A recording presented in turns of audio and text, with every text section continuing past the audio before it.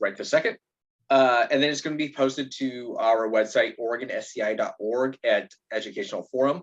So if for some reason you can get, your computer poops out or you have to leave and you want to catch, the second half of this, you can go there and you'll see the recording. Please put, as I'm talking, as Wes is talking, please put your questions in the chat. We'll have a Q&A session at the end and we'll be able to hit those. And then just as a caveat, views expressed here are not necessarily those of OSCI or our partners. And then as everybody's talking, if you could please mute yourself, just so we don't get any background noise and stuff like that. And then sort of a little just agenda background on this. What's going to happen is I'm going to go through this intro stuff. Wes is going to talk about a little bit about, sort of the, why accessing the outdoors is so important, a little bit about our CampAbility program. And then after that, we're going to have a panelist, facilitated panel discussion with a group of individuals that are they're adaptive campers and they've been a part of our CampAbility program and have a ton of skill and knowledge when it comes to adaptive camping.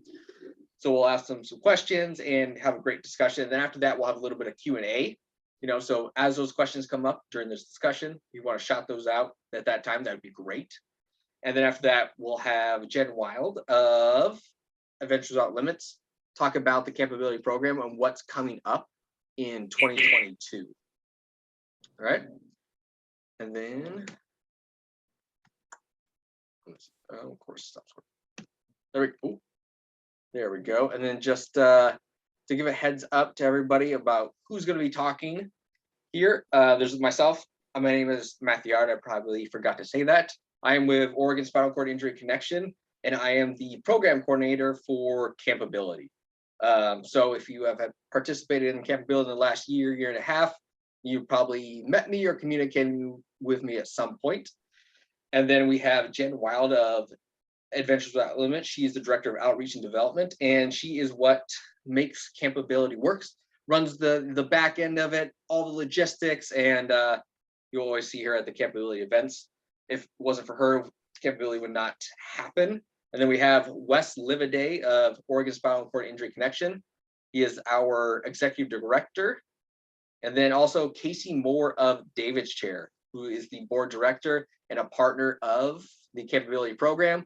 And if you've used a track chair in Oregon, most likely you have met him and used one of his chairs. He comes out quite often to our CampAbility events, and he has been and it's an awesome addition to the program. So at this point, I am going to throw it to Wes to talk. All right. Thank you, Matt, for that introduction, and thank you everyone for being here. I'm just going to offer some context of why access to nature is important and why that is such a fundamental part of CampAbility. So I want to give you a little thought experiment. Imagine if you can imagine an experience you've had in nature, a time when you had like this connection and just felt really grounded and exhilarated. And imagine if you could take that experience and bottle it up. The sensation of the sun or the wind or the ocean or whatever it might be, the sensation of nature like grounding you and surrounding you. And if you could put that in a bottle and give that to somebody, we believe that experience, the experience of being in nature and exposed to the forces of nature, that can actually heal you. It can actually ground you, it can connect you, and it can really put your life on a positive health trajectory. And it's a little figurative, but access to nature and the enjoyment, the community that you can experience in nature is just so fundamental to being human. And where we are today in overbuilt societies, especially for people with disabilities. The built environment makes it even more difficult to access nature. And for those of us who use wheelchairs, yeah, it's frustrating how difficult it is to get into nature. There's a lot of studies that show access to nature can reduce your experience of stress. It can improve your mood, your attention, your memory, and it helps you perform better. It helps you feel better, and it's just a great foundation for let's see, what should I say? A high quality of life. Let's see here, Matt. Can you move to the next? Well, actually, before we go to the next slide, I'm wondering if you could put in the chat while I'm talking here. Why is adaptive camping important to you? So as we're clicking through these slides, if something pops in your mind, just mention it there. It'd be interesting to see what your responses are, what connects you to nature and the specific activity of adaptive camping. And one last thing before we jump to the next slide. Sorry, Matt, I keep teasing you there. These three images across the slide in front of you are from our adaptive camping events. The two on the left and the right are from our Fort Stevens adaptive camping trip last year. And then the one in the middle is, I think it's from, man, I forget, 2 years ago. It's at Honeyman State Park on the Central Coast near Florence, Oregon. And it's just the adaptive camping group kind of occupying a group site. Okay, Matt, do you mind going to the next slide? So how did we get started? In 2018, a group of people in Oregon were being convened by Dan Little, the first gentleman of the governor. And he started this conversation about how do we make Oregon healthier? And particularly, how do we make Oregon healthier in the environment by making it more like improving conservation, improving tourism, and improving our economy. And through that conversation, Oregon Spinal Cord Injury Connection began talking with the folks at OPRD, Oregon Parks and Rec Department. And particularly, OPRD had a program called Let's Go Camping, which was a program that helped new campers, people that didn't have access or resource to go camping, and it helped them like have an opportunity to learn about state parks and what camping was like. And so we took that idea and we evolved it for the disability community, particularly those with mobility impairments.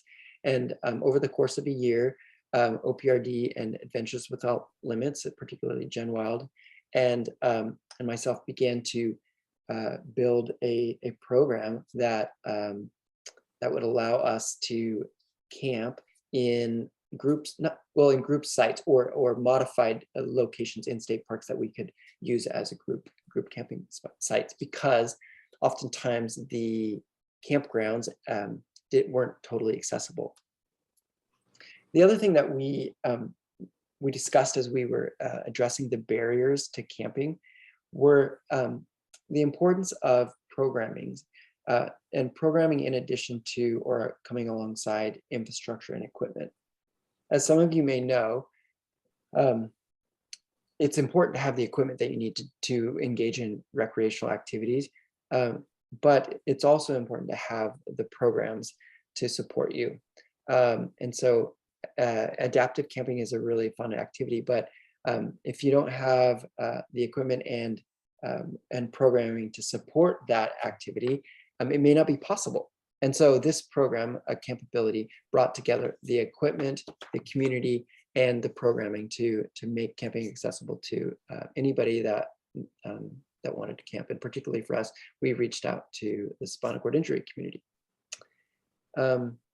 And the question on the screen here is, what barriers to camping do you experience? And so if you don't mind as well, if you've ever tried to go camping, yeah, like mention what kind of barriers have have you encountered as you tried to go camping? And please put those in the chat. All right. And Matt, I think that is, that's it for me.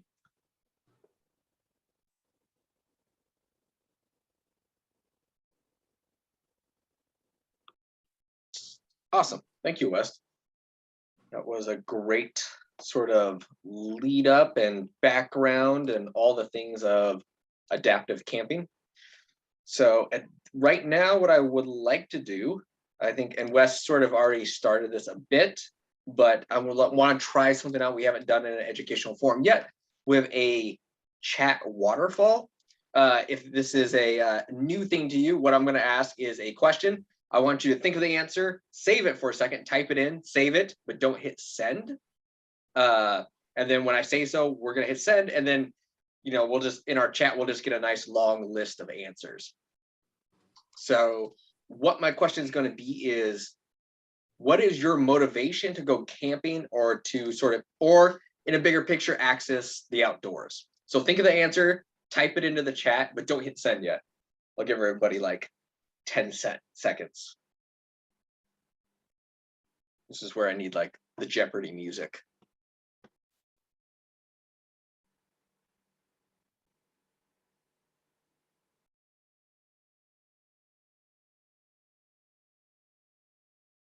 All right. And then in 3, 2, 1, everybody hit send. Nice.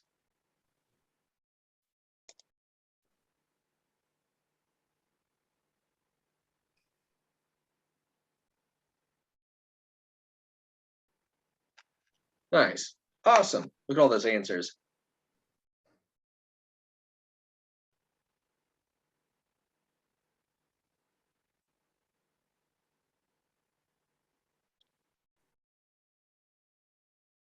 Nice. I'm seeing lots of awesome answers around like peace and quiet, break from reality, experiencing nature.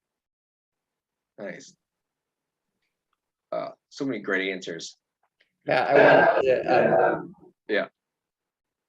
As I'm reading these chats, it's reminding me of something I was talking to Jen about, the 3-day effect, which is this idea that after that our short-term memory has 3 days of kind of like capacity, and after 3 days in nature, being disconnected or really deeply in nature, it kind of refreshes our mind and it resets us. So it's called, I think it's called the 3-day effect.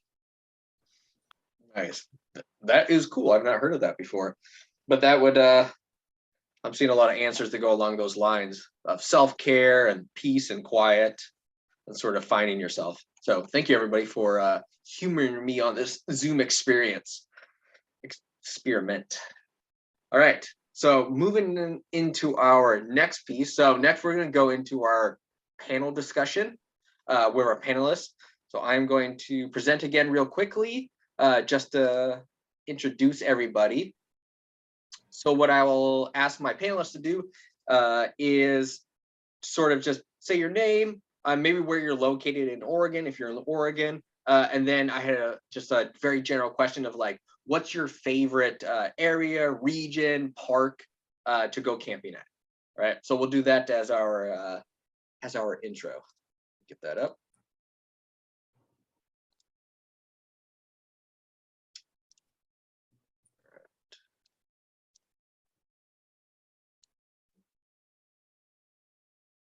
So maybe starting at the top, if Erin, you could introduce yourself.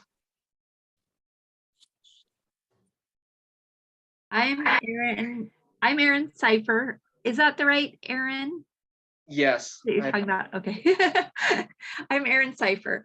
And I loved camping at the Black Canyon campground in I'm trying to think where I even was, but I liked their campground. There was some access to the water, and it had a nice paved road that I could wheel down, and water access for drinking, and yeah, it was just a nice place to camp. Thanks, Matt. Yeah, was that in Oregon?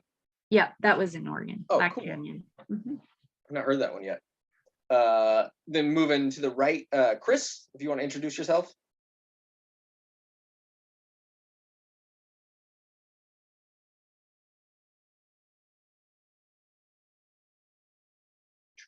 Chris, I think you're on mute.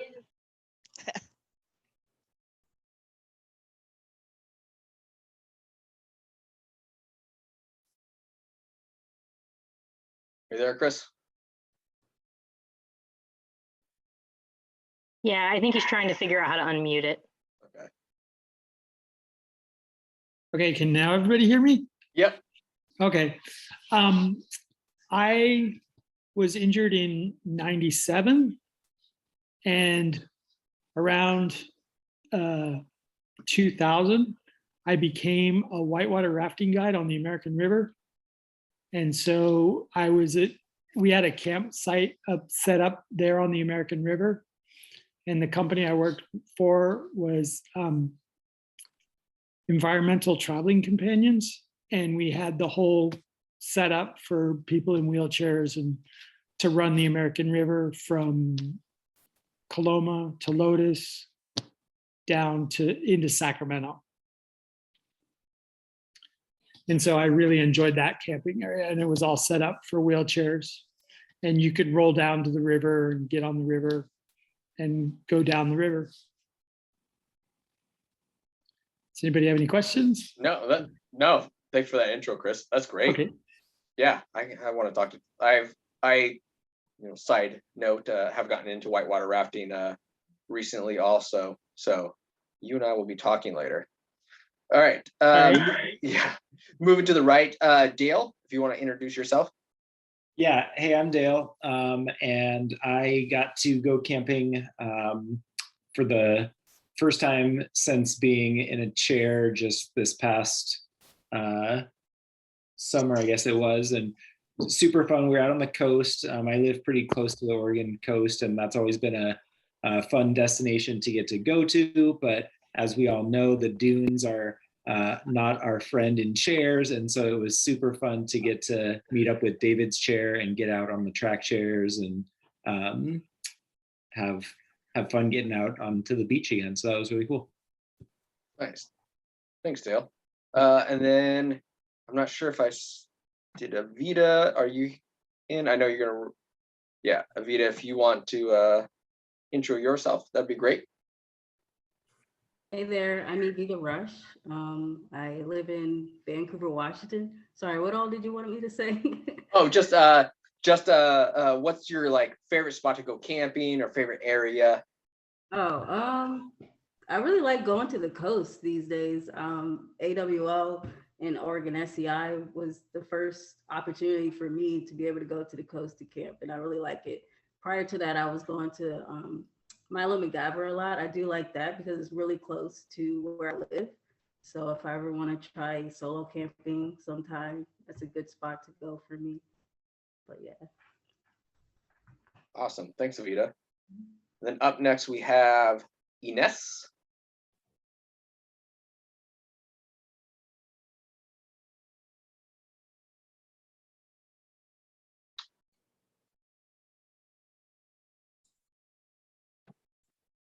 Are you there, Ines? Oop. All right. We are going. He's on the map. Yep. He's on the map. Thanks, Wada. Yeah. All right, Wada. Yes. Hi, everyone. Nice to see very familiar faces. This is Wadah Sufan. I live in Tigard, Southwest. Favorite place to go camp. You know, I used to camp everywhere and I used to love it. But the more you get older, I just like to take it easy. I think South Beach is very accessible. Nice. All right. Thank you, everybody, for introducing yourselves. I'm going to stop sharing now so we can have sort of more of a discussion. All right. And then, so we'll just jump into sort of our questions. And then sort of as the questions come up, if you, out of my panelists, if you sort of have a answer to it, you want to jump in on it, go for it. I'm not going to sort of call on people so much. So starting with we'll start with the easy stuff first. But so of your camping setup, so when you go camping, like gear is obviously a very important thing and an integral part of camping. So what I want to sort of hear from you guys is sort of what sort of piece of maybe adaptive equipment is super helpful for you for camping, if you use one. And then what sort of just sort of general camping equipment have you found to be useful? So I can I'll sort of get the ball rolling with so for me like the adaptive piece of equipment that I found like super useful is like the free wheel. If you're not familiar with that, it's a wheel that attaches to the front of your wheelchair. It lifts the front casters off, so you can go over sort of uneven or sort of soft terrain a little bit easier. I've just started using that in the last year, and it's been super helpful. I don't know why I waited so long to get one, but only took 15 years. But it's been super cool piece of equipment for me.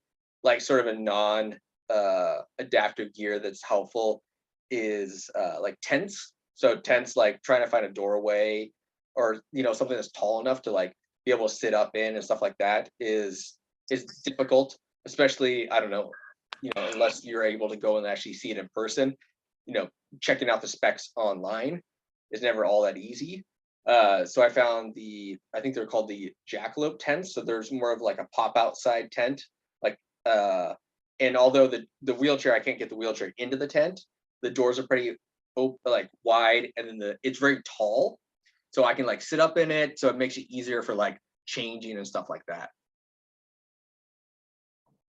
All right. I'll go next. As far as adaptive equipment, I am a wheelchair user, and I use a Grit Freedom chair, which is like an off-road mountain bike wheelchair, I guess you could say, and it's pushed with these levers. As far as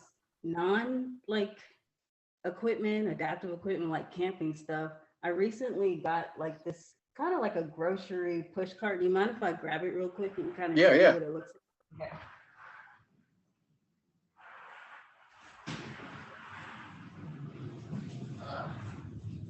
So it's really lightweight. I bought it on Amazon. I don't know if you can see it, but it looks like this, and it's very collapsible. And it helps me because I don't really have a lap. I'm really short. It helps me carry all my gear, like my, sleeping pads, blankets, whatever. And it's kind of hard to push in the grass, but I mean, it's very easy to manage. But yeah, I love this thing, and I'm so glad that I got it. It was like $70 some, pretty affordable. So yeah, I recommend that if you need extra help, like carrying all your stuff. So yeah. That's a cool idea. I always find myself making like 15 trips to get like camp set up. Yeah. Who wants to go next? I'll go next. Yeah. I have a big tent that has a space in it for my wheelchair, so I can roll into the front of the tent. And like Chris said, it's nice to have a zipper that goes all the way to the ground so that it's easy to open the doors and get your wheelchair in there. And then cots are a must for me. I really struggle getting off the ground if I'm sleeping on the ground. So having a cot in my tent that I can sleep on. And I'm going to say it, I have a toilet too, which is really helpful for a toilet that goes in the tent, in the first room of my tent. And I know it's kind of embarrassing, but I don't have to worry about accessible bathrooms when I go camping now, and don't have to worry about that whole mess. So although my wife, she cleans it up, so she has to worry about that whole mess. But the freewheel has been a lifesaver. And I also wear gloves, like biking gloves or weightlifting gloves when I use my wheelchair. Anytime actually that I go outside, I use gloves because it gives me that extra grip on my hands, especially if it's raining outside. I can get the grip, and it protects your hands also. So those are some things that I found really helpful when I go camping. Nice. Thanks, Aaron. That's a I hadn't thought about that, but yeah, the threshold for tents, Mhm. like most tents will have like a little bit of a piece that comes up, and then you almost have like pop a wheelie over the top. So Yeah. that's a good thing to note, because I have like a big like 8-person tent that I use for like much longer trips, and yeah, it has that threshold, which is kind of a pain. And every time I go over, I'm like, it's gonna tear this time. Yeah.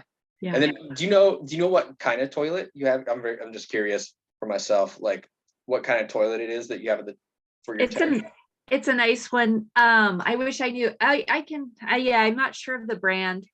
I would yell at my wife if she was here and ask her, because she found it on she did a lot of searching online and found it.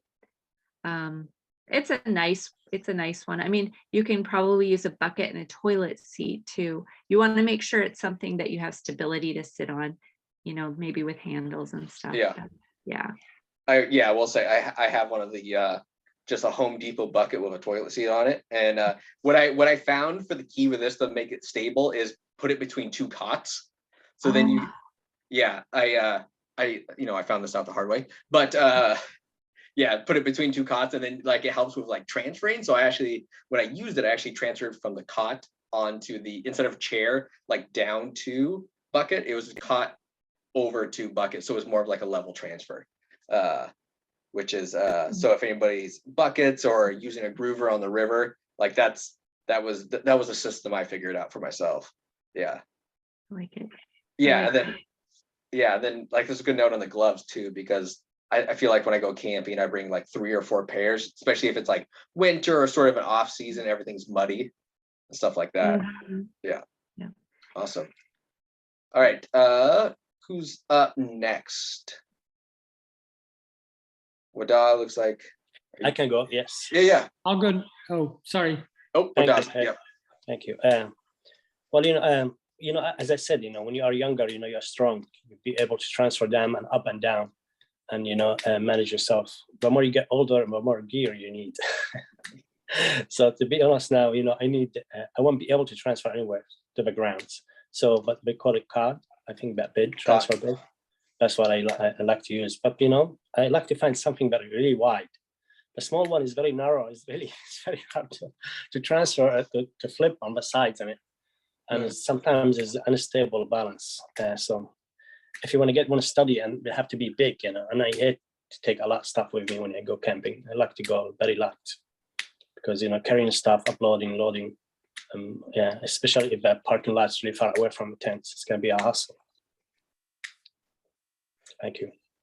Yeah, the cot's a good note. I don't know. I think I've tried a couple, probably 3 or 4 cots at this point. Yeah, and the width definitely makes a difference. For rolling and doing pressure relief and stuff like that. Especially something like me that like fidgets when I sleep. I don't know. I also found, I don't know about you, Dog, but like I found that like if I have a sleeping pad, like a inflatable sleeping pad on top of the cot, sometimes when I go to transfer over, it likes to slide away from me. Oh. Yeah. But how wide is it, the cot you have? I mean, I don't know. It's not. The couple of cots I have aren't terribly wide. Yeah, I haven't tried. There are companies that make sort of extra wide cots. I know like Cabela's has one. I think Coleman has one. There's a few other organizations that have cots. I think they're just called like wide ones. Yeah. I haven't had an opportunity to try them out yet to see if they're actually significantly wider and how much of a difference they make. But yeah. A hint to using a cot too is make sure there's some insulation between your body and the cot, like a mat, a thermarest, or a wool blanket or something. I slept on a cot once, and it was summer, but in the summer, the air gets real cool in the night, and it's just like cold air underneath of you. And I got real cold that night because I didn't have any insulation between me and the cot. So a sleeping bag will work too. A sleeping bag's insulation. That's good to remember when you're using a cot. Yeah, thank you, Aaron. Yeah, that's a good point. I've done that, and then I've tried to solve this sort of like sleeping bag sliding around situation with when my partner and I have our cots together, just taking like a twin size, I think it's twin size or like a full sheet, and putting it over both of them, and it sort of holds everything tight together, so it makes transferring a little bit easier. But yeah, Chris, I think you were ready to go. Yeah. I think it was last year or the year before when we went to the park, and the cots that we were using that were donated by REI. I think those were wide enough cots. Those were good cots. I liked them. Another thing is when you go to like the campground that we have on the American River, we all have platforms that are roughly about 3 to 4 feet off the ground that you can transfer, and they're 8x8 platforms. So you don't even need a cot for that. Is everybody hearing me okay? Yeah. No, you're doing great. Yeah. Yeah, the platforms really are good. I also have a shower chair that has collapsible legs, and it basically folds up to the size of like a large toolbox. And I can take that with me and unfold it and set it up. And then, yeah, like have a little bag or a bucket, like you said, underneath it to do a program on that. Oh, nice. That's cool. Do you know the brand of that like shower chair? Yeah, it's good. Now, of course, never support a 4-wheel drive truck on your head. It just doesn't work well. It's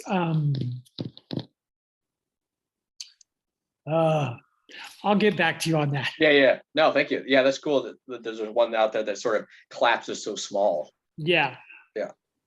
I have a shower chair too, and I actually just got this at a regular store, and it's just, this is the bottom, and then you put the legs on, and it, it folds up so it will fit in my suitcase, but I bring it camping too. But it was like $30. It was pretty affordable. It's pretty small though, and it doesn't really have handles or anything to support yourself getting off of it. So there's that, but it does compound down into a small space for a suitcase. Mm-hmm. Oh, that's cool. All right, Dale, you got Yeah, I don't think any extra thoughts. I've been trying to rack my brain if there's anything else on there. Definitely,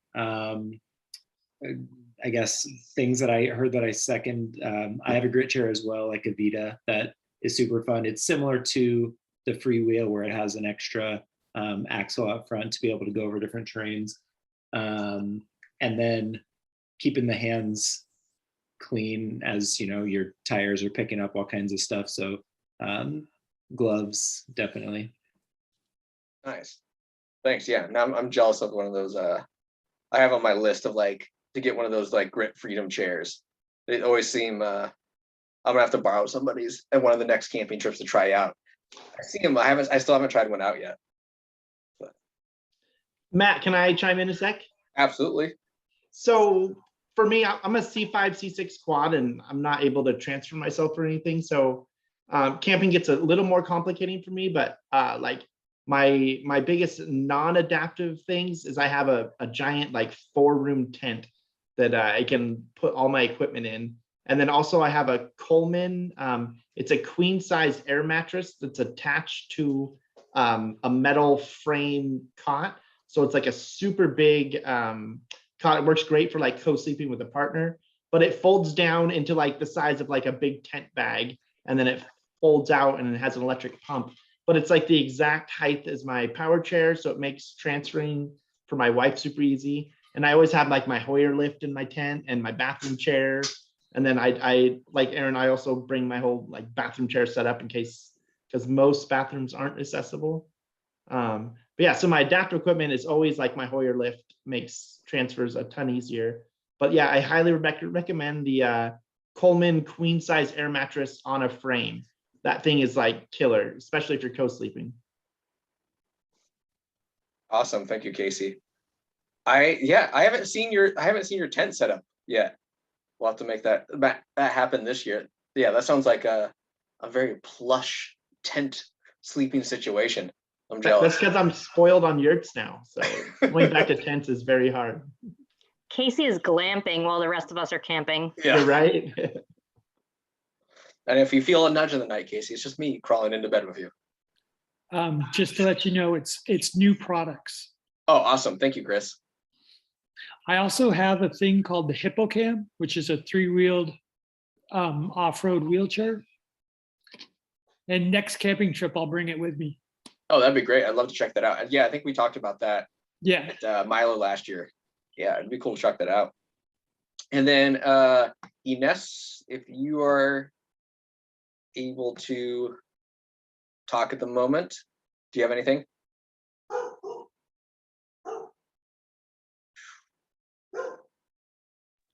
All right, Ines might still be commuting. Did the dog say something? Yeah, my dog has a lot to say. Yeah, none of it helpful. But all right, so moving on from like gear and stuff. I don't know. I always enjoy the gear questions because I'm a gear person that always likes to tinker with things. So this is always the most like fascinating portion for me. But moving on, so I want to talk about sort of like our relationship with the outdoors and how that changed like post-injury. So what it was like, I know this is sort of, went from gear to more of a deep question, but moving, I think most of us had an injury at some point. So if you could talk just a little bit about sort of that change going from sort of pre-injury to post-injury and your relationship with outdoors, that would be great. And then if you did not have an injury and you've been in a chair or had a disability your whole time, if you want to talk just a little bit about sort of the challenges over time of accessing the outdoors, that'd be great. Who wants to start? I'll go. Yeah, thanks, Chris. Before I was in a chair, I was an extreme outdoor person. I surfed, rock climbed, did everything, and then would camp like every other weekend. And then after being in a wheelchair, I've camped a total of 5 times. And I've been injured since '97. Except for when I was on the American River, then that was not really considered, I didn't consider that camping because we had it so well set up. We had bathrooms all, with accessible bathrooms. And so basically it's like living in a small house. Yeah. Nice. Thank you for sharing. What like sort of following up, what would you consider your biggest challenges with trying to get back to camping as somebody that came from such an active background? The accessibility. Like one of the things that we did with the American River is when we were first building the campsite and the campground, we were trying to figure out how to make it accessible for everybody and anybody, that we laid a small surface of ground granite so that when it got wet and then would dry out, it would be like concrete. But then as the summer progressed, it would loosen up and get soft again. And then we'd just get out with hoses and mist it down when we were expecting a group, and it would go into concrete. Oh, interesting. Nice. And yeah, and that was like the ideal way to have a campground set up. Yeah, that's a very like interesting solution for, being on the river with a terrain that changes so often. Yeah. Yeah.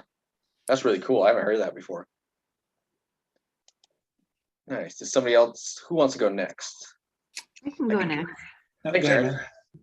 I have always had a physical disability, but I haven't used a wheelchair the whole time. But I grew up in Montana and lived in Alaska for a while, and then spent 10 years in the entrance into Yellowstone National Park. And so I did a lot of camping and hiking and kayaking and spent a lot of time doing those things. but when I moved to Portland, I started using a wheelchair, and I really just kind of gave up on camping. It was too hard. I thought it was too hard to do. And so I kind of gave up on it. Then I met my wife, who likes to camp. And the first camping trip we went on together was with AWL. And I learned about all this awesome equipment that everybody had. I learned from other campers. I learned from AWL how to make camping accessible to me again and fun again. So that was huge for me. And now we camp at least once a month in the summertime. Nice. Yeah.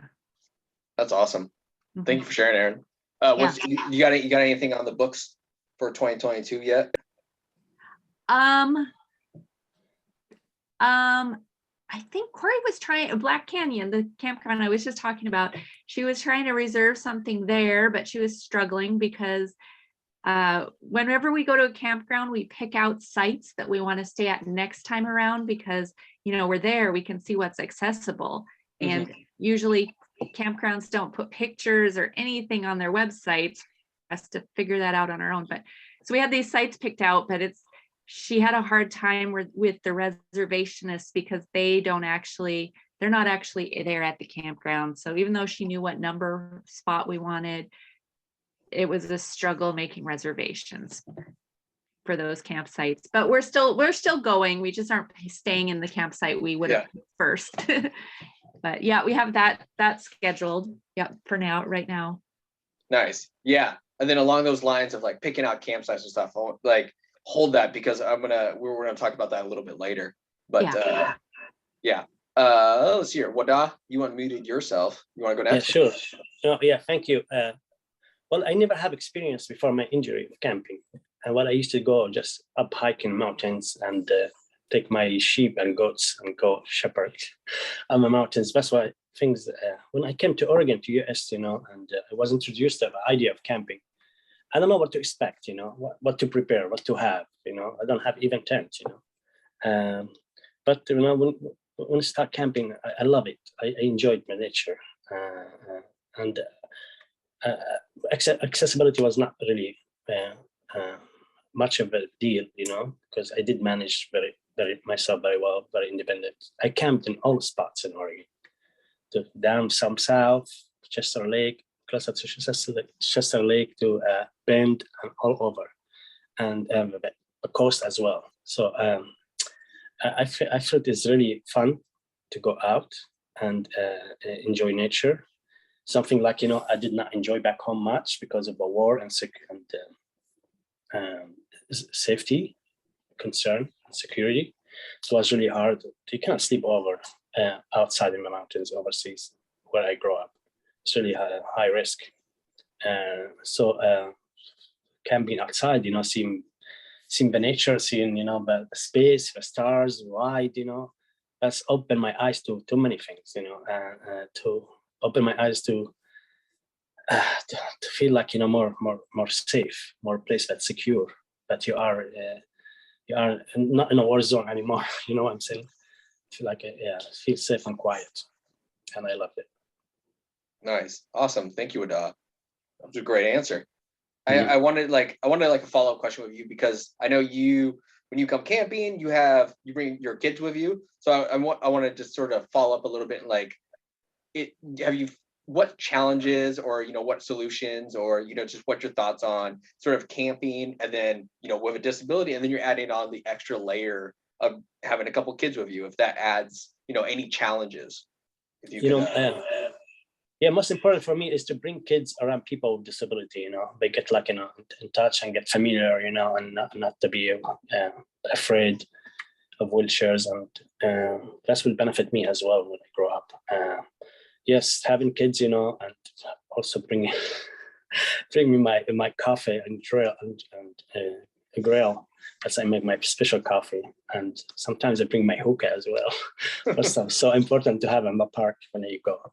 I think feeling like a dad that enjoy his son, showing his kids that I'm fully independent and I can do it, and take them to the natures. Yeah, I know Vermont, take them to places. I want to feel too. I would be able to take my kids but to places that are accessible and enjoy the nature with my kids and feel like, be part of their life and part of their memories as well when they grow up.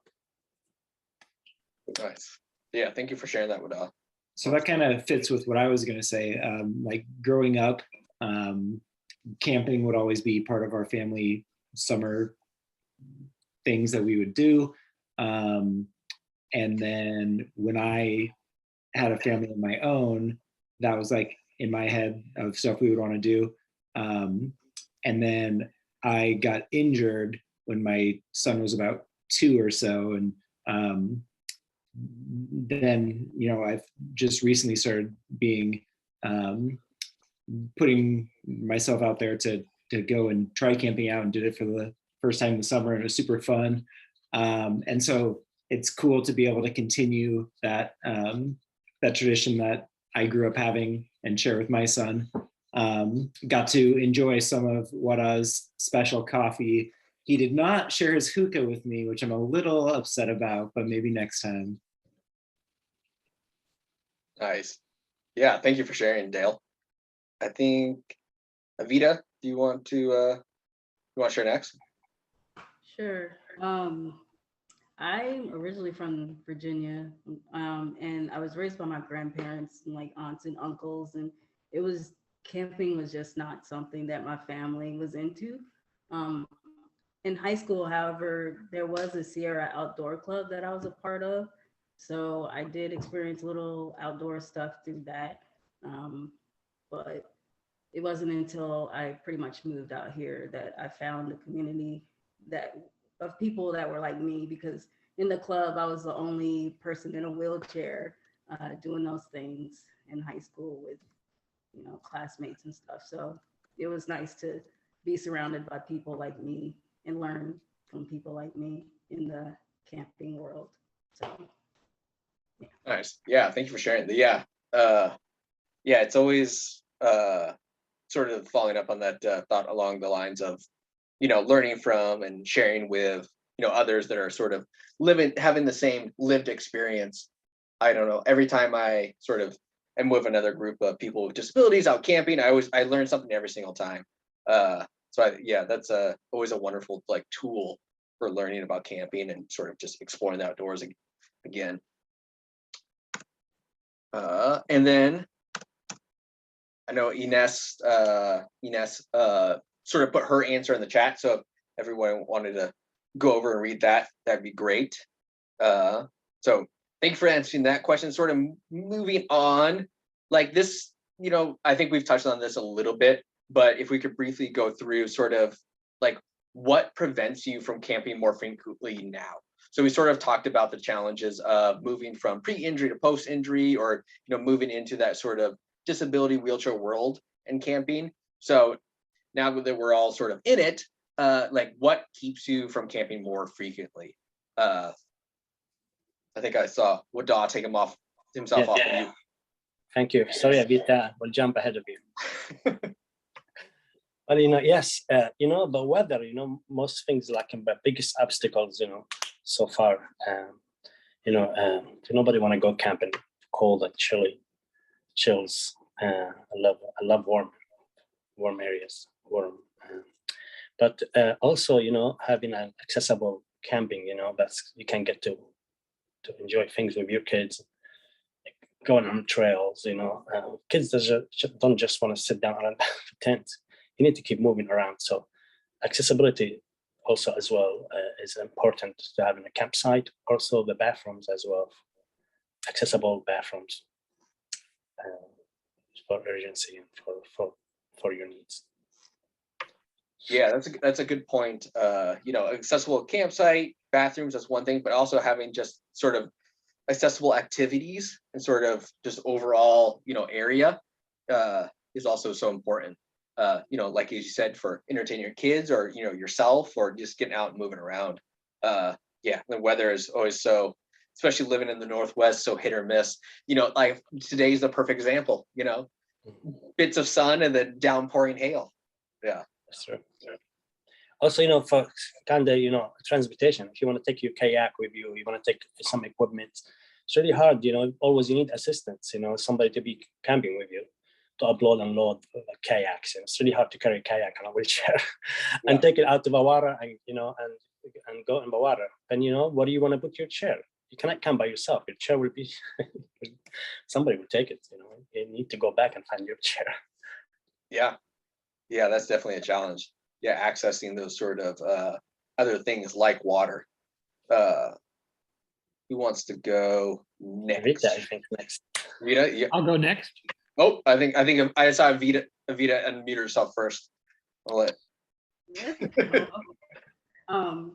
Well, kind of like what I said, a lot of times there's just not enough information. Like if I want to camp somewhere new, I need to know the information beforehand, and the websites usually don't really tell you much about the campgrounds or accessibility and stuff. So, and also me being a single human living by myself, like I still have not perfected building my tent up from my wheelchair. It's really hard for me. So I always need like a person who can stand to help me with that. And I don't know, is there anyone here that can do it from a chair?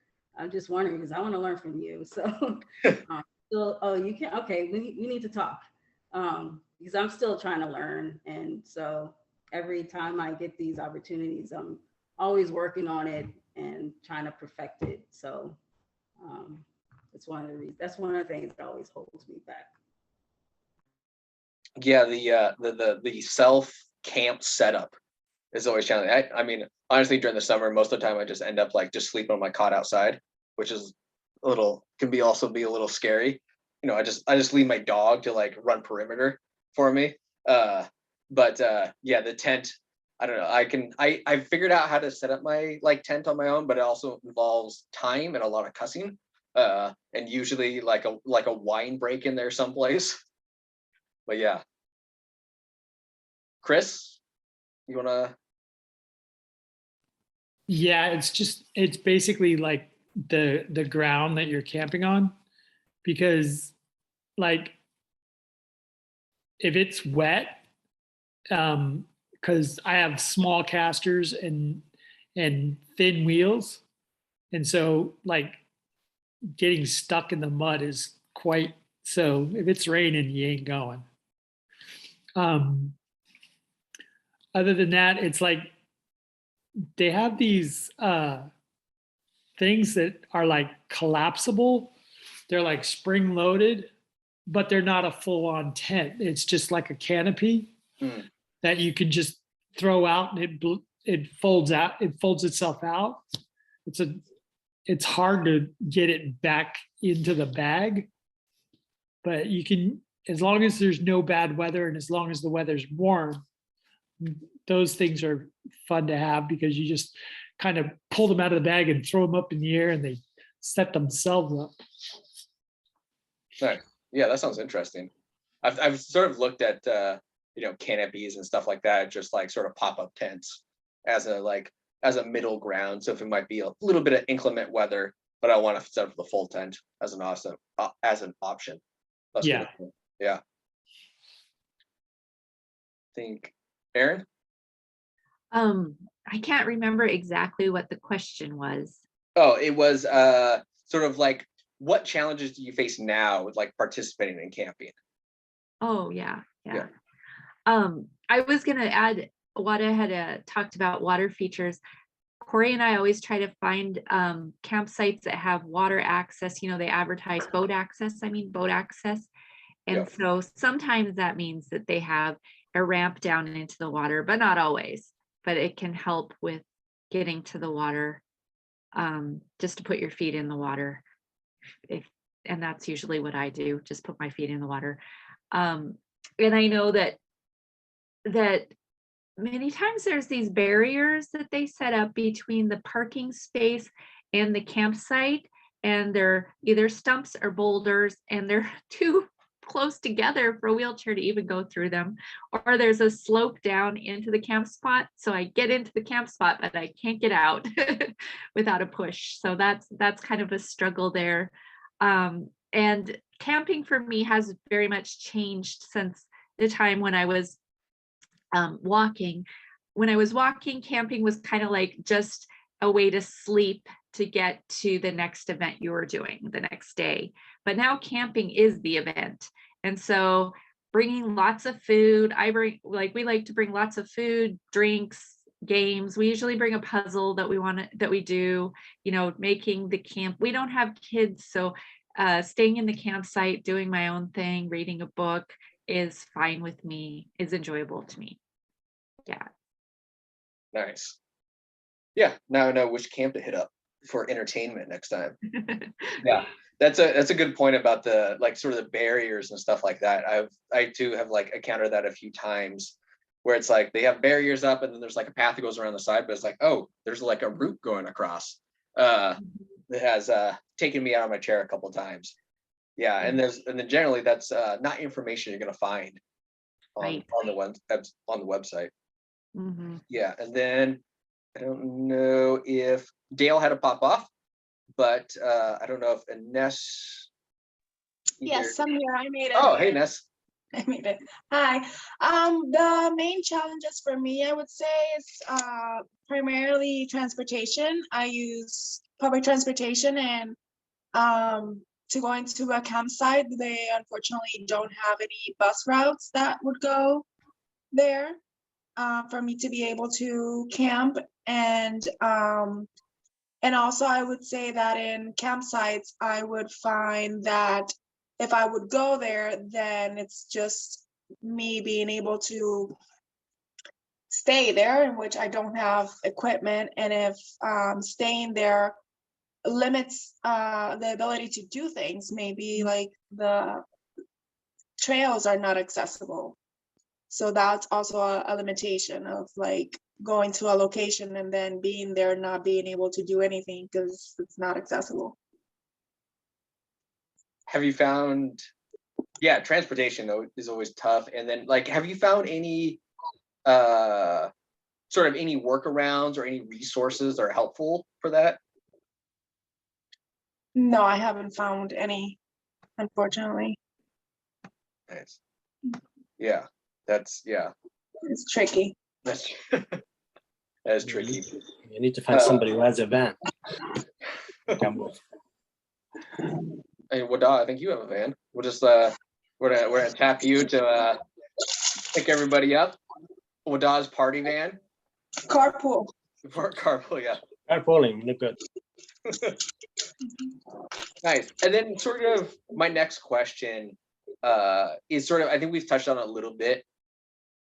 It's sort of what information do you want to see when you're trying to find a campsite or a camp location or even sort of an outdoor recreation area? Because I feel like, at least for me, it's very hit or miss on what information is helpful. I have to usually go through a variety of sources and Googling to try to sort of build a complete picture. I know we touched on it a little bit, but like if you could talk about a little bit of information, what information is helpful to you when you're planning a trip? And then who wants to? Oh, Wada's going off. Thank you. For me, I don't. I just just go. Just there's a spot, I go and have fun. I don't know. Maybe reading information to make you prepare better. But somehow, I like to experience the camping as natural. I know, just walk in and explore things on your own and learn. Learn the way you camp, and make your wife. So I don't really rely on information much. I don't know. Maybe when the need is more. I mean, when your strength is really get weakened, probably you need to find a place where it's more accessible. The place has a bathroom. Have a bathroom far from the cabins. Can you get to the water without the hassle? This kind of information may be needed in the future, but when I get 90. Thanks. For me, I would say finding out if there's accessible bathrooms and also information on the area, like our trails, how steep they are, what type of terrain is it, and not only having information, but also having pictures. How long is the trail? how far is the trail or the campsite from the parking lot? Things of like that, I would find I look prior to going, or it would be helpful to check out before going to a hike or a camping. Yeah, having pictures, I think having a picture of the campsite would be really helpful for me before going. And then, if they could mention on the website if it was ADA accessible, that would be helpful too. But even just a picture, I can see if it's something that looks like I can maneuver or not. Yeah. Nice. I had to. I think my Zoom dropped for a second, so I'm not quite sure where we're at. But yeah, the pictures and like measurements is always so helpful. Like measurements between things, like as we brought up a little bit earlier, with cinder blocks or any sort of blocks or trees or stumps that are put in between, like what that measurement is in between. I know some organizations and sort of camp hosts are starting to do like almost like VR stuff where you can do like the 360 view. So you can sort of almost like the street view a little bit. So you can see and sort of look around a little bit more. And that's becoming more of a thing. So I look forward to that becoming more and more implemented. But is there anybody else that needs to go? Chris, looks like. One of the things I wanted to say is it's so hard too with campgrounds saying that things are ADA compliable, because a lot of campsites that I've seen are fully ADA accessible, except for the fact that what the ADA laws specify, that campgrounds will not say that their stuff is ADA accessible because it doesn't match what the ADA rules are. So it's kind of like a hit or miss. Yeah. Yeah, that's a good point, because ADA, the ADA in general is a very overarching, broad set of guidelines, and that doesn't really cover everything. And you can be ADA accessible without, being truly accessible to everybody. And then, yeah, I don't know, Casey, is there anything that you have to add sort of about challenges or things you like to see when you're looking for campsites, campgrounds as a wheelchair user and as a quad? Yeah, always, just accessible space, flat ground. A lot of campgrounds, the camping spaces are kind of slanted or on a slight hill, and that's always a challenge. Also, the boulders not being wide enough for my power chair to get through. Where the bathrooms are located, but mainly it's just around like access and barriers is the main things I look for. Yeah. And then we also had a question from Facebook Live. Somebody put, is a quadriplegic or someone with an electric wheelchair able to camp? And the answer is absolutely. We've had multiple people in electric chairs come out camping with us. Before I was camping with CampAbility, my wife and I would go camping on our own. And, it takes a little extra work and just a little bit of thinking out your whole setup and how to work out in the woods, but it's absolutely doable. And one thing I can suggest is, if you're worried about getting out and try it, try your setup in your backyard at night and make sure it works good before you're actually out in the woods. And that way you have a good idea of how to work. Nice. Thank you, Casey. Yeah, that's a great suggestion for like trying it out, in your backyard or even setting it up in your living room or something like that. I don't do that. And then I have anxiety when I bring a new piece of gear out. So totally. Maybe I'll start doing that. Probably not, but it is an awesome idea. Nice. Thank you, Casey. I want to make sure we have enough time for Q&A. We're about an hour and 15 in that my final question is going to be, what advice would you give to other organizations or park systems who are listening and interested in implementing sort of program like CampAbility, or just making their organization or location more accessible to wheelchair users? I know it's sort of it's a big question. So if somebody wants to hop on with an answer, you can get the ball rolling. Okay, I'll go in.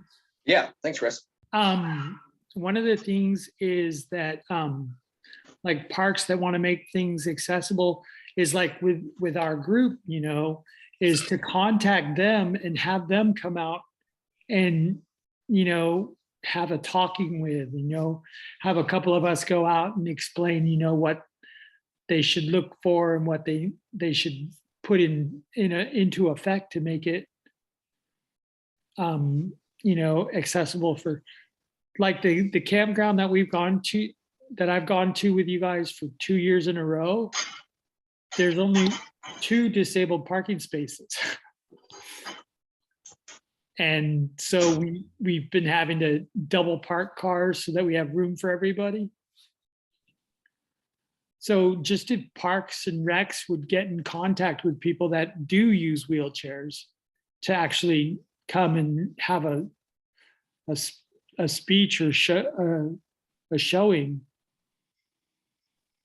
Yeah, that's a good point. You know, it's you know, following the ADA rules and, you know, being somebody that's a non-wheelchair user and doesn't have a disability, sort of looking at something can look very accessible, but in reality isn't. Yeah. Yeah. So, you know, getting the opinion and, you know, contacting the actual end users is always so important. Yeah, because like the 2 times that we've been to the campsite when I was with you guys, the rangers actually came out and talked to us and asked us what, you know, they could do to improve their sites. And I think it's good having people in wheelchairs give input on what would make things easier for people in wheelchairs. Yeah. Thanks, Chris. You're welcome. Somebody want to chime in next? Oh, it looks like Aaron's going. You're too slow this time. Yeah, I totally agree with Chris that having people in wheelchairs needs to be people giving them advice, needs to be the people giving them advice. But when I read this question, I was thinking about AWL and the support that they give in just introducing, bringing, you know, kind of bringing the stuff and supporting around introducing and gatherings. And AWL is great because it's a staff of people that work with, you know, that are not using ableism. I don't know how to say that better, but are good at what they do. They know how to talk and listen, mostly listen. They know how to listen. And so if a park or something was going to like say, hey, we're going to have a special event for people that are using wheelchairs, you want to make sure that the folks that are working at that are not just helpers, that they are trained to not use ableism, because yeah, sometimes people that just want to be helpers can be have the wrong impact. Their intent is good, but their impact can be harmful. And I really like that about AWL. They all have, I feel like, really great impacts on us. Yeah, I can definitely second that. Yeah. They you know, most people with disabilities, they know what they need, you know, and so listening to them and what they need is going to be most important, you know, and especially for, you know, both enjoyment and then also for safety. So I think Jen and her crew do an amazing job of that. Yeah. Chris, Y'all are making Jen blush. I know. Well, like one of the things that we used to use up at ETC is that the people that were in wheelchairs would talk to the people that were like able bodies, and we would say that, yeah, you guys are just temporary walkers, as joking around, because you never know when a situation can come to be where you will be in a wheelchair. Yeah, that is very true. Wada, I think you're yes. Thank you. I believe, you know, it's very hard every time you want to go camp and bring official to talk to. at the campsite. And what is the best way to do is having people with disabilities serving on the advisory board for every organization. The state park, Oregon parks, Adventure Without Limit, they're doing a good job actually. Some groups, yeah, just having people with disability advising those committees on how to go about disability. Recently, I saw a camp that has a table. It's not the whole one side is really taken off the seat. It's actually half. Of course, that will make more sense. Maybe you want to sit next to your partner and cuddles. That's half of that seat, and the other side is really taken off half of it. You don't need to take all the whole side and be by yourself on that side. Thank you. Yeah, that continues along. Yeah, thank you, Wadah. Yeah, that continues along the lines of like including the disability voice in sort of not just you got something built and now you're gonna bring people with disabilities out to check it out. It's from the beginning, including the disability voice is so important. So make sure that it's done right from the beginning, and the actual end user is going to be able to enjoy it. Let's see here. Ines, Avita, is there anything you would like to add? I can second that. Yeah. Of having either somebody, whether in the committee or also providing like a forum or a space where people with disabilities can provide like reviews, and that doesn't not a review that goes on a website and nobody reads it, but like a review that would go specifically towards someone that is working along the lines with the accessibility program or programming when it comes to different parks. I think that would be essential. Yeah, so being more targeted with it. Nice, thank you, Ines. Let's see here. Casey, any last comments to add? I think it was kind of touched upon earlier, just like having pictures or virtual walkarounds of individual campsites, so you have more of a heads up, because most of the campgrounds like really don't have good enough yet. So you don't really know what you're getting into if you haven't been there yet. Yeah. Nice. All right. That sort of concludes the questioning people portion of it.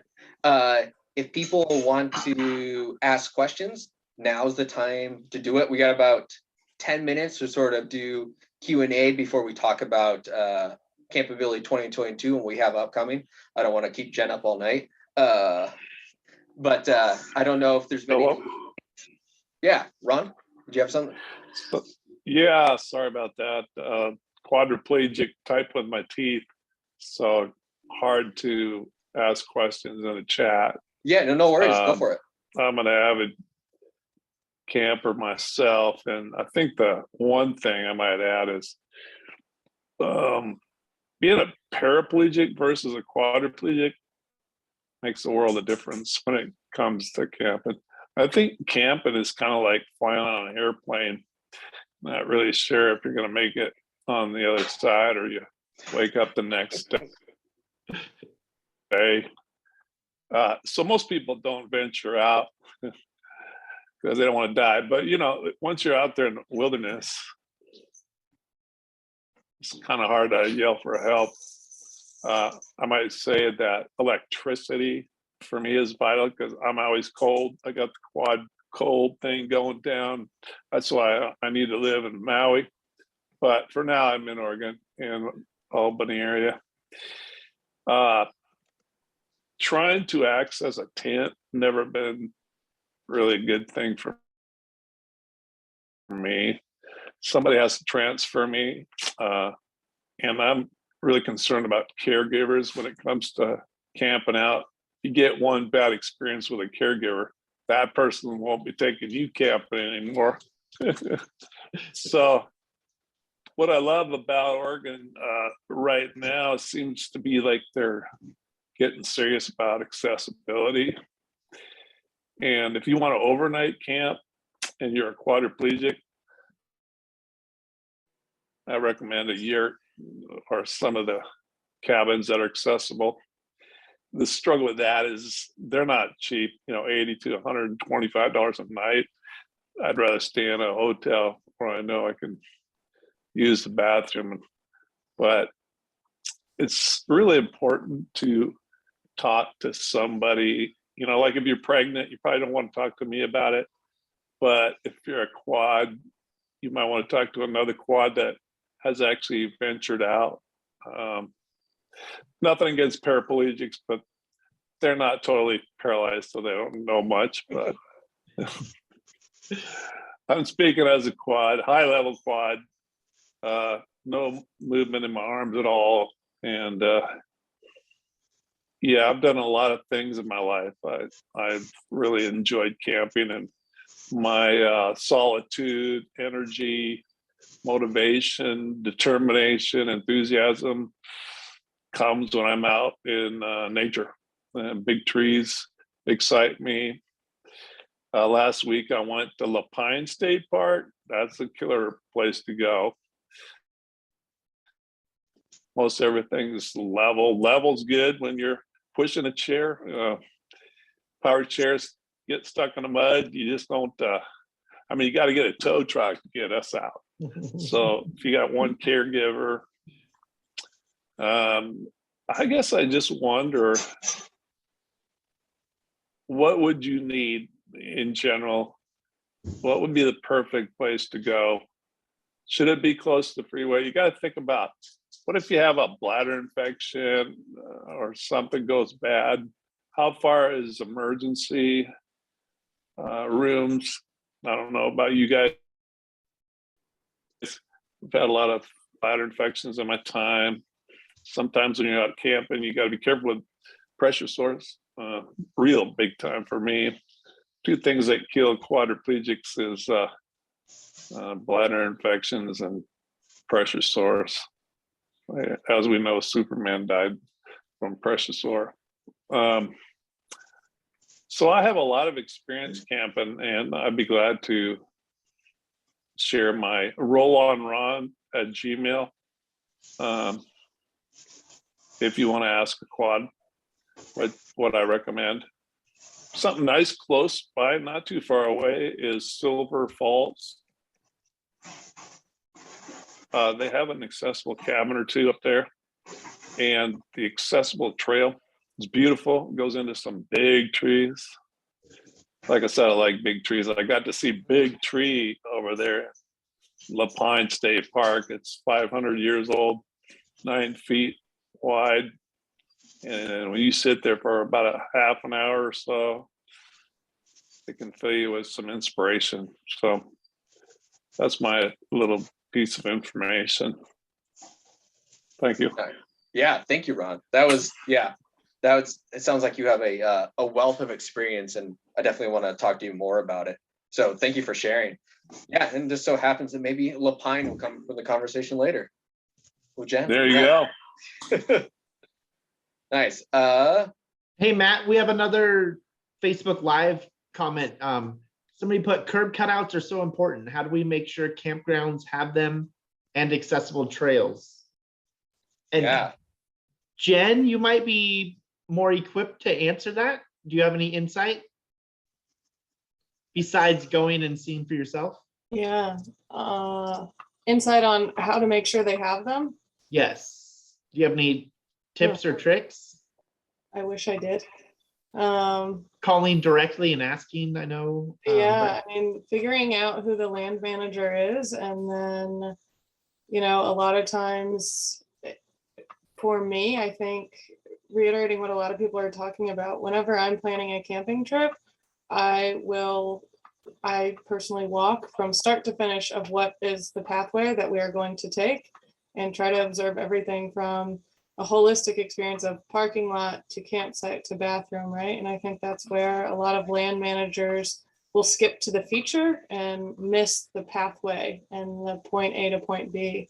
And so while I wish I had an answer for you, maybe that's an exercise to walk a land manager through. Literally is getting someone on the phone and saying, okay, but when you start here and go there, like, can you do this and then confirm for me, right? And finding someone to do that, I think, is going to be a real challenge when there's staffing shortages across the board at every land manager. But hopefully that becomes standardized. And it's something that those transitions are so crucial, right? I can think of the yurts, right? Where it's everything's great except there's like this 2-inch gap, and that can be the difference between getting in the door and not for some people. And so it's those details that matter.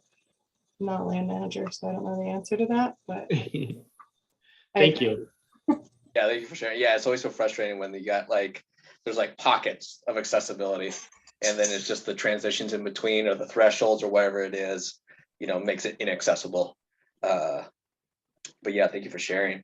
Any other questions, either through chat? I wasn't following the chat while we were talking, so if somebody can fill me in if there's any there, but or any coming in through the live, or anybody just wants to talk and ask one. I think I covered the ones that were coming in through Facebook Live on the chat. Yes, there are no more through Facebook. Okay, Thank you. Jessica. Nice. Then maybe this is a good time to transition to you, Jen, and you know, talking about CampAbility 2022. But I also want to make sure to thank that our sort of panelists and everybody that gave their opinions and shared their experience and their knowledge. I really appreciate it, and I know the rest of us do too. Talking about adaptive camping or anything adaptive in general, it's hard to you know, to put together a PowerPoint or a set of resources that is fully encompassing. So having, you know, a wide ranging of experiences and knowledges was super appreciative. But let me share my screen, and nope, that's not it. For you, Jen. And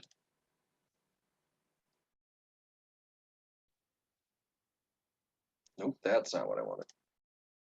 Whatever. All right, all you, Jen. awesome.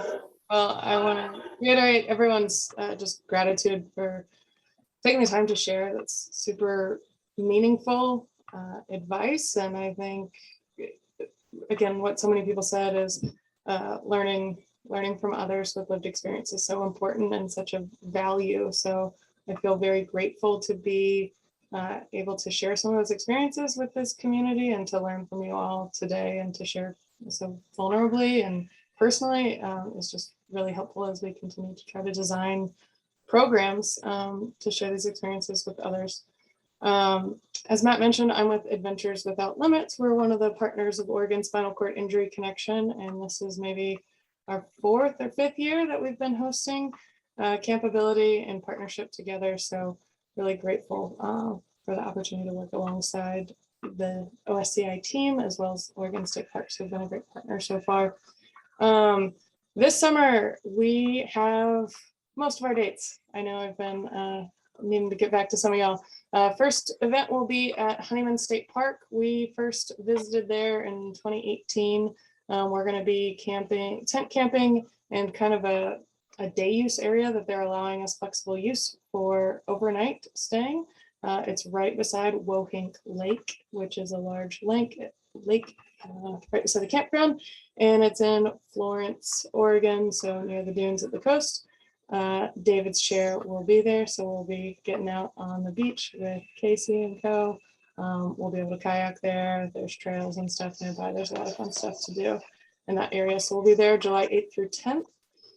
The next confirmed date will be, again, traveling close to Casey. We'll be doing Harris Beach State Park. This will again be like a group tent camping setup, and that's going to be late August, the 25th through the 27th.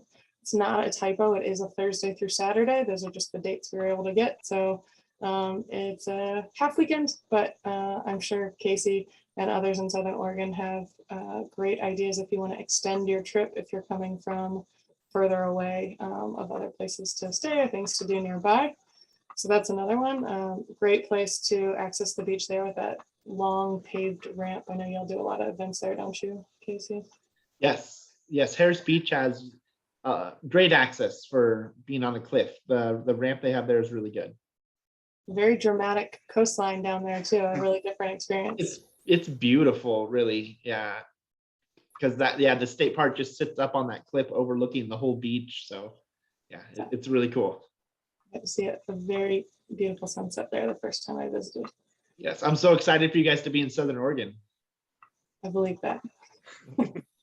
We're excited to drive to you for once, Casey. Nice. The next one, TBD. We're looking to set up a multi-day river trip on the Willamette. So right now we're kind of trying to figure out, this would be a more backcountry experience more than likely.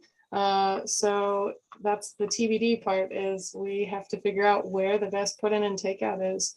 We've been in conversations with some different riverkeeper organizations and trying to get advice from people who know the ins and outs of those spaces so that we can link up those trips. I think that's one thing as we talk about water access, is sometimes there's a put in one spot, but if you want to connect and do a multi-day trip on the river, then are you lucky enough that there's 2 accessible spots within a range that's able to be paddled within a day? So hopefully we'll be working on the details for that one.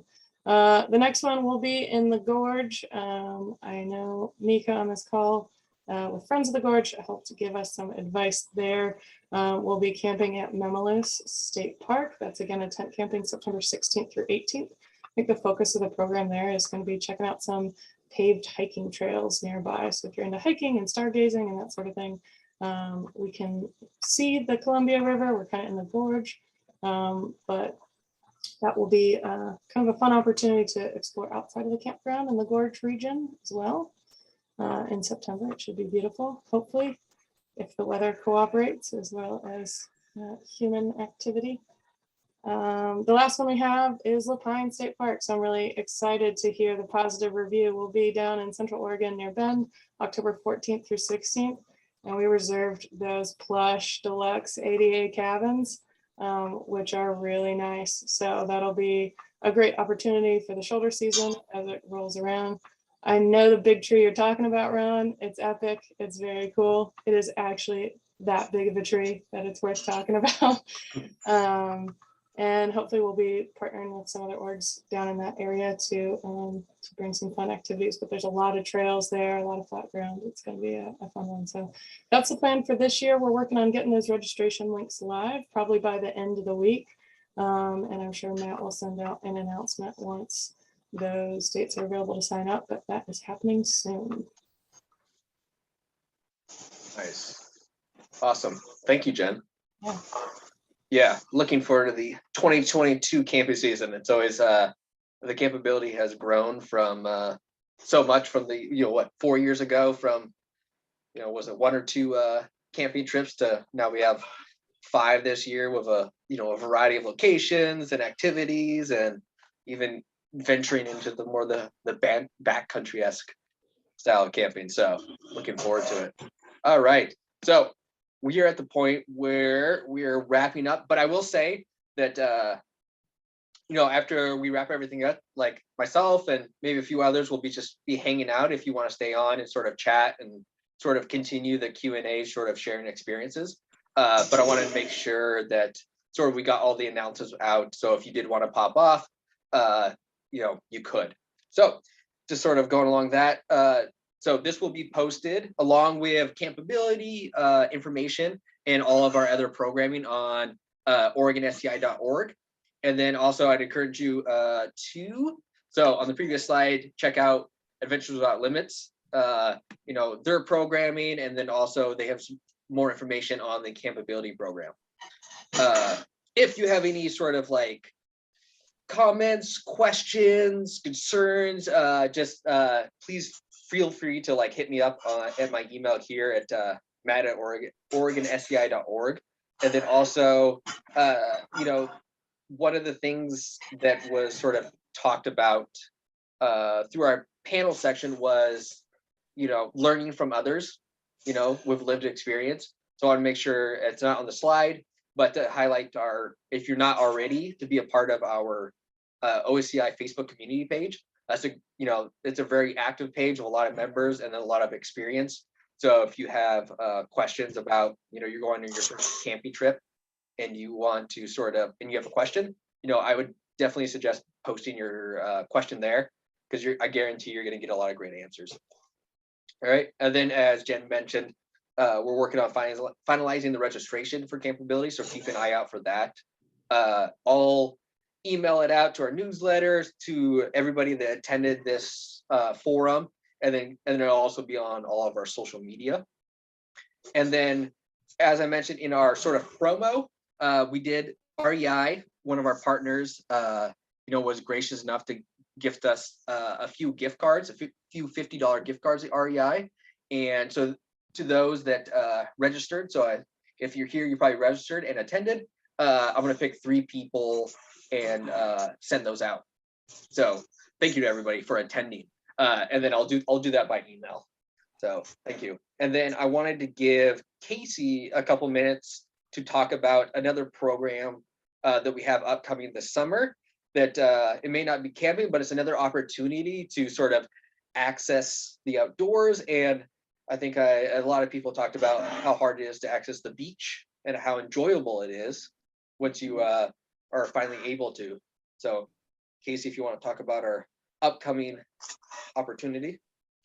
Yes, we are teaming up, David's Chair and Oregon SCI, to do a beach day. We're going to be in Seaside this year, right there at the promenade, has great access.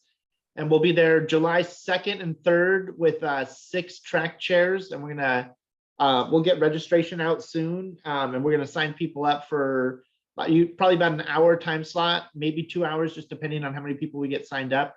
And so all you have to do is get there. We'll have the track chairs ready for you.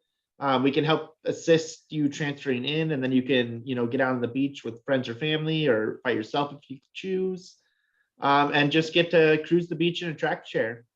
So super excited for that. I hear Seaside has great access right there. I have not seen it yet in person, but I'm super excited to check it out. Nice. Thanks, Casey. Yeah, that'll be a fun day. And it'll be hopefully warm weather. So yes, yeah, so hopefully. everybody come out and enjoy the fleet of action track chairs. And then Casey and sort of the Davis Chair crew will also be bringing some chairs out to some of our CampAbility events. So, and that information will be on our CampAbility page. So if you're interested in sort of the combination of track chairs and CampAbility, there'll be some options for that. So I had a question about track chairs. Yeah, go for it, Ron. How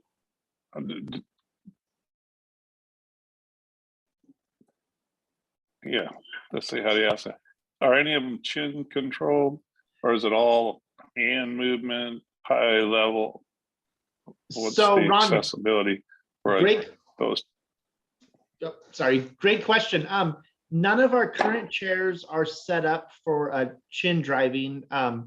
2 of our chairs do have attendant controls on the back. So if you're not able to drive the chair yourself, an attendant can drive it.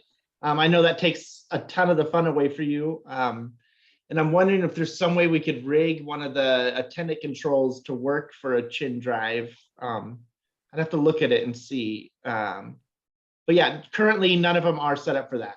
Just 2 have attendant controls though. Nice. Thank you, Casey. All right.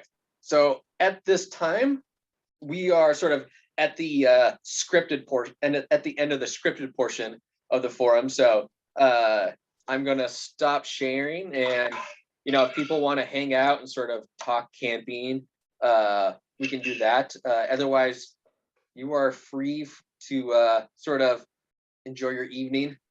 I know it's almost, I kept you much later than was stated in the promo stuff, but thank you all for attending and sort of sharing this experience with me.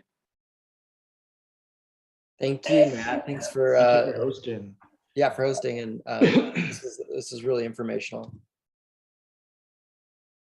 I wanted to say that I saw that Honeyman State Park was the first place that they were going to be going.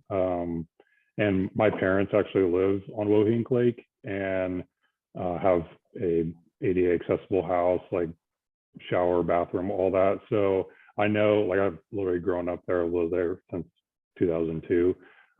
So if there's some way you guys want to like make any sort of announcement or anything about, you know, if people like wanted to take a shower, I don't know necessarily how good Honeyman State Park's facilities are currently, but my parents would be more than happy to, if everyone's down there, to just be like more than welcoming to have their doors always open. So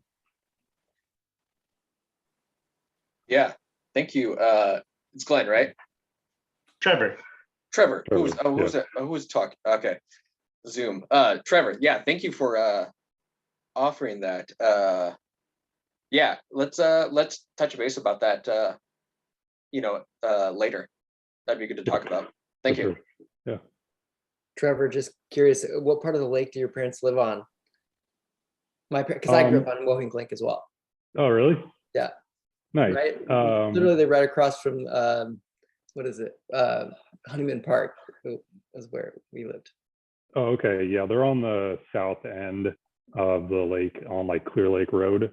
So like the backyard is like Wohink Lake, and then if you go to like the top of the hill, you can like see into Silcoos Lake. So it's just like right between both those lakes. So right on. That's such a cool area.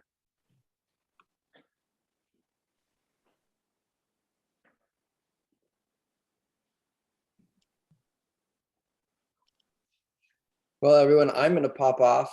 I have an 11-month-old to go sing to, but it's been such a wonderful time hearing about your stories, and yeah, hope to see you guys all out camping sometime soon. Yeah, thanks, Wes. Take care, you guys. Bye. That guy always using his baby to get out of things.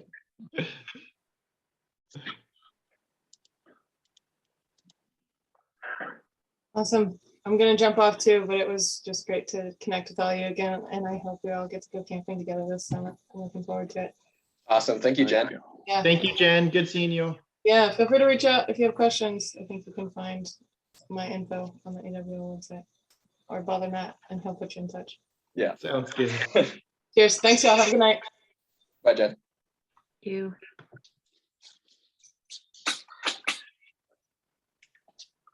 Nice. Thanks, Matt and Casey, for doing this tonight. This was a lot of fun, and fun to hear everybody's stories. So I'm going to head out also. Thanks. Yeah, thanks, Aaron. Thank you for sharing. Yeah, thanks for sharing. Yeah. Ron, I loved hearing your sense of humor when you were talking earlier. Hey, that's nice, what floats my boat. Yeah, that nice dark humor. It was great.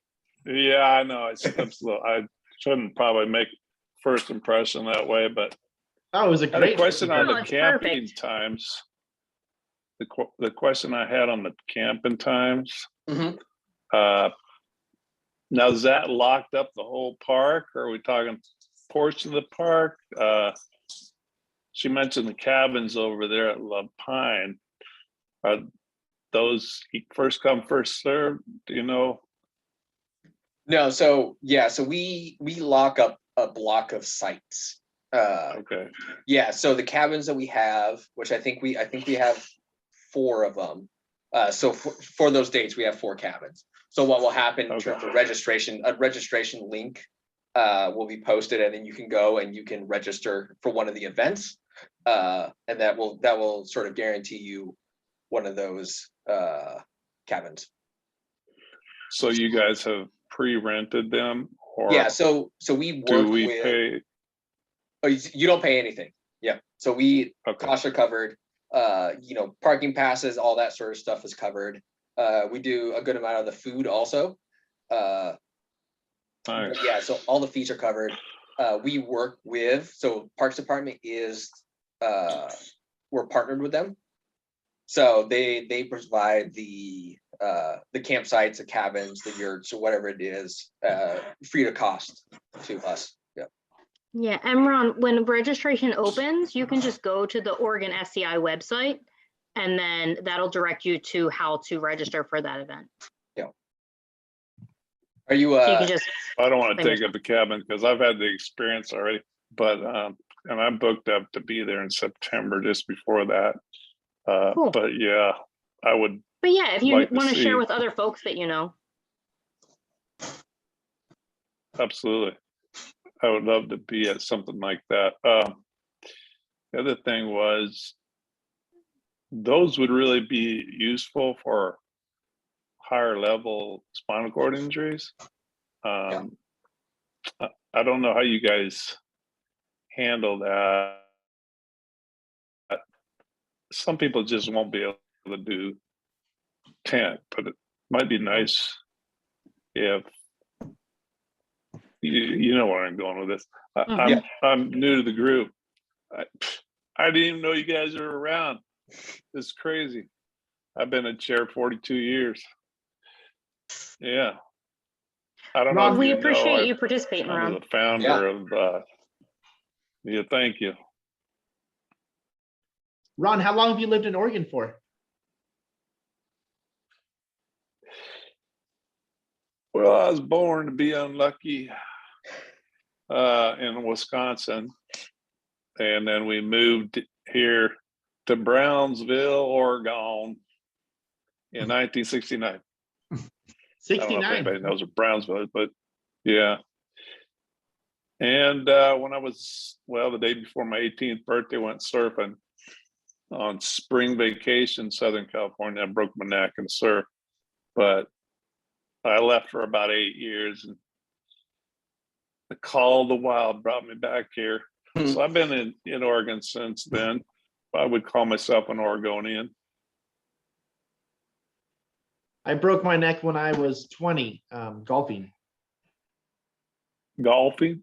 Yeah. I feel like that needs more of a story, Casey. Yeah. Golfing doesn't quite cover it. I mean, that covered it. That's pretty cool, man. It's true, but it's not complete. Casey's swing is so hard that it just his spine couldn't handle it. Yeah. I think he fell off a golf cart.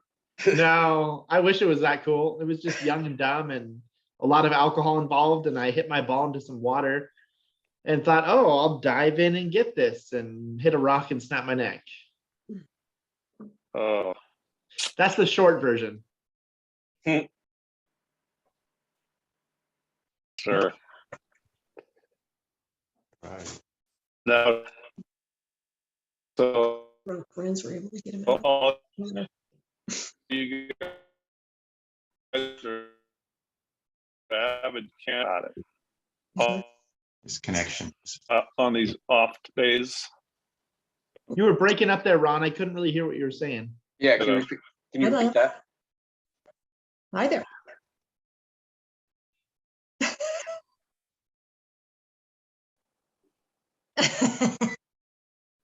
Still there? Yeah, well, okay then. There you are.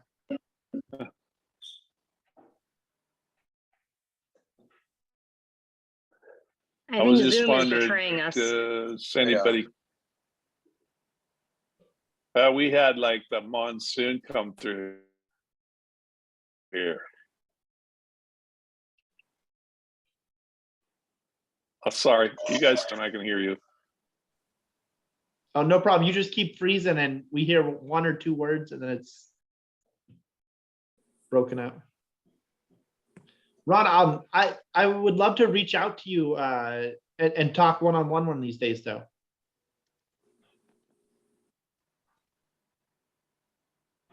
Okay.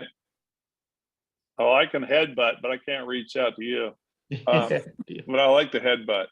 Cool. I think that's right up Casey's alley. No, that would be great. I'd love to talk with you guys. Yeah, I wrote down your email when you said it, so I'll be reaching out. We'll chat. I just wanted to thank a lot, guys. This was really informative. You know, our families always camp together every summer, and we just want to get Jack out camping again. Kathy, I hope to see you and Jack out and the family camping this year. That'd be awesome. Yeah, he was very excited. He was excited about a couple of these dates, so we want to try. Do you know which ones you guys are looking at? Because I'll try to make sure I'm at the same one. It'd be great to hang out with Jack and. We were looking at the Honeyman. Very And, cool. Memaloose? Where's that one? I don't know what that is. Yeah, Memaloose is in the gorge. Oh, okay. Yeah. Yeah, he was interested in that. He's not much of a beach guy. Yeah, we have a good Cold. assortment of dates this year that, sort of depending on what your taste is. Yeah, exactly. Yeah. Yeah, we're looking forward to the gorge one is going to the gorge is gonna be fun. Yeah. It'll be sort of close to Hood River. So if you want to pop in and do something there, or we're gonna organize a couple different hikes in that area. There's the Mosher Tunnels and there's also Catherine Creek, which are both accessible hiking. Trails are great there. Yeah. So are the waterfalls. Yeah. Very cool. Kathy, once we get Jack out in a track chair on the beach, he'll be a beach guy then. So tell me, I went to the beach this last summer, and they have like in Cannon Beach, they had like hotels or something that had beach chairs. With the big yellow tires? Yeah. Yeah. Those are cool, but a pain in the butt. Okay. Yeah. You guys, I'll reach out to you and talk, but you guys should try to attend Seaside early July if it would work for you. Because we'll have all the track chairs there. It'd be awesome to get Jack out. Okay. I'll try to convince him. I know I'll be out of town, but hopefully Mike and Jack can go. Cool. Yeah, the track chairs are a hoot. They're fun to, and they're so capable. Yeah. The track chairs. Yeah. What's that, I had Ron? a question about. I watched you guys' videos. By the way, these are great videos. I'll make sure I get hooked up on Facebook. I've made some videos camping. I also have a paddle board that's got pontoons on the side, so you can actually be a quadriplegic, get in a wheelchair, get put on the board, and you cannot flip it over. So Very cool. the only Oh, that's time I ever awesome. felt safe. Yeah, I will not get in a kayak. I came too close to drowning. So I will say along those lines, so AWL, they have adaptive kayaks that we've used for high level quads, and those things we have some single person ones, we have some double ones, and sort of the pontoons can go in like any boat, and I would dare you to try to like roll one of them. Oh, really? Yeah. Cool. I mean, I feel like Awesome. if quad's gonna roll one, it'll probably be you. But we've tested them pretty thoroughly, and they've worked great so far. I'll tell you the worst thing I ever did. Well, no, it wasn't worse, but I bought a dune buggy and I got strapped in the passenger seat and I let somebody else drive me on the dunes. That was a bad idea, but man, I had a lot of fun. Besides, I broke my cousin's nose on the roll bar. I wasn't driving, but it was my dune buggy. Ron, I bet you got some stories, man. I can't wait to hear them. Well, I'll be glad to share. What year were you paralyzed again? I was. I'm going to show my age. Paralyzed in 1980, March 17th, St. Patrick's Day. My birthday's March 18th, and went to Huntington Beach beside the pier with my little 13-year-old brother. I was 17 and 6'3" and football player. Thought I was going to play for Oregon State, wrestler, just stuck on myself. And I dove into a wave. It was a big one and it curled before I hit it. So it shoved me straight to the bottom and there was a sandbar. My head stopped and my head was forced into my shoulder blades. So I'm a high level quad. But C3, I was ventilator dependent. Thank God I got off of that. Yes. That's so hard to live like that. But yeah, so I went to rehab well, actually, I was in hospital there in Huntington Beach for about 20 days. And then I flew air back to, thanks to Alexa. Alexa off. I flew air back to Portland, did Rio. And that's when reality hit me that I was gonna not play football and not drive my car. And yeah, I the only reason why I'm still alive is God, my family, and this little guy named Jimmy who was hit by a car and changed my life with 3 words when I was crying out in depression. He told me he loved me. And I thought to myself, God, you used to love me. I can still love. Wait a minute, this is something I can do. And so this little guy that wasn't supposed to talk told me he loved me. He was my roommate. That changed my attitude forever. So I've all been about camping. And I've been a speaker for a while, traveling. And I've had the opportunity to speak to about 2 million high school students and junior high students. So Very cool. Yeah, it's that's been awesome, cool. Ron. Hey, Ron, we have on our website, we have a section of like stories. If you'd be interested in telling your story or just some element of it that you find important, we'd absolutely be interested in sharing that with other folks, particularly newly injured folks. So I'd be happy to get in contact with you if you want to. I'll put my email in the chat. Sure. And we can connect about what mechanism we can use to make that work, and then get your story posted up on our website so that, it's just super important for folks, particularly again, folks who are newly injured, to see that, there is a way forward, right? Yes. Ron, you said your email Yes, was there is. rollonron@gmail.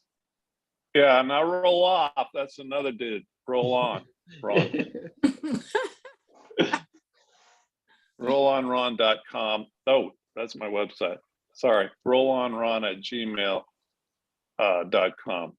Cool. I'm a mouth painter, by the way, so that's rollonron.com. You can see a couple of those there, but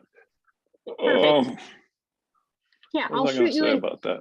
yeah, I'll shoot you an email, and then Yeah, there you go. yeah. There you go. Because this is hard for me. Yeah, absolutely. Zoom, just because I haven't been able to read any of the chats going on, but I can see on the bottom. And I might encourage you just for those that may not be able to, just to say that. I don't know who the head of the group is, but I'm assuming Matt, you the man. I'm not quite the man, but if you want to call me the man, that's fine. Yeah, you're the man. I mean, right now he now. is. Yeah, West isn't here. I'm the man. Yeah. You just might mention if they don't have the ability to type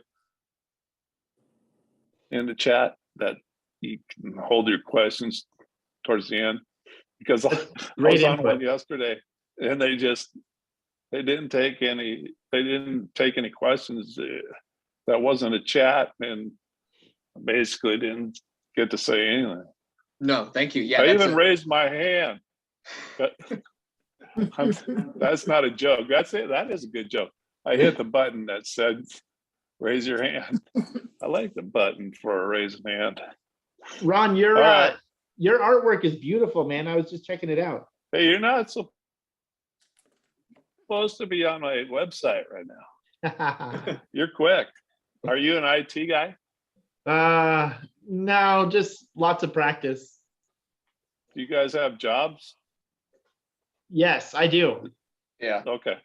Yeah, I'm a state certified community health worker, and just do a lot of hands-on stuff with newly spinal cord injuries and people that have also had one for a long time. But awesome.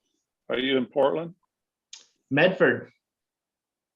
Oh, Medford. My sister lives in Wairika. Nice, yeah. Well, I go through Medford. I'll have to drop by and kick you in the butt a little bit. anytime you're coming through, man, let's meet up for lunch or something, or just Yeah. stop by, say hi. Okay. I'm How a about- I'm a how about the C5, rest of the C6 people? myself. Okay. So you No can hands. itch your itch on your face. Yeah, no hands, no fingers. I did get the wrist on my right, not my left. Biceps, no sweet. triceps. So The Yeah. track machine, are those grantable? I know you Yeah. guys shared about grants. you'd have to stack some grants because they're ridiculously expensive. But they are grantable. Okay. And then I also work for David's Chair, which is another nonprofit, and we're based out of Medford. And we have 6 of them, and we do loan them out for free.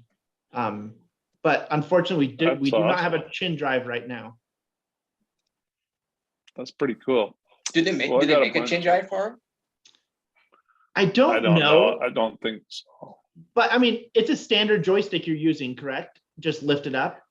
Pretty much, yeah, just strapped onto a bar. I've had to create my own type of systems just because the puff and sip doesn't work for me. And some of the, I mean, it already feels like you're in a metal monster when you're in a power chair. And to put a bar right in your face and, come on, let's be cool. I want to look better than that. Right. Yeah, it's hard enough to like get attention when you're using a chair, right? Right. I feel like the old school, like people that have had their injury longer, the chin drive is more popular when you can't move your arms. I know another guy that he's had his spinal cord injury since about the same time as you, and he also does the chin drive. And it works really well for him.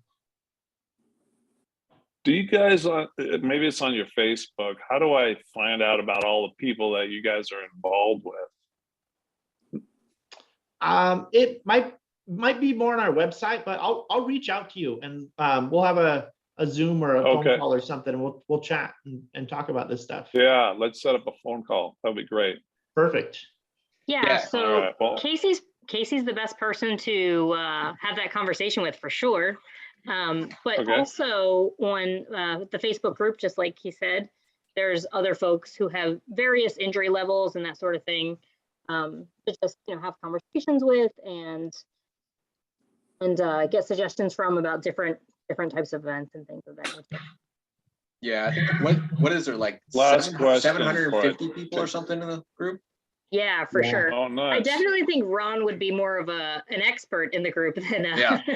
Yeah, I think, I mean, it's a super active group too. There's Yeah. probably There's 2 always or lots 3 of stuff. questions a day, Yeah. Well, I'd love to be involved. I do have a somewhat busy schedule, but right, I sat during the pandemic feeling sorry for myself. And so I said, God, what can I do? And he said, yeah, that's the question. What can you do? And I realized, well, I can still paint with my mouth and I can still speak. I can make a video, and it's like, oh, I don't like doing videos.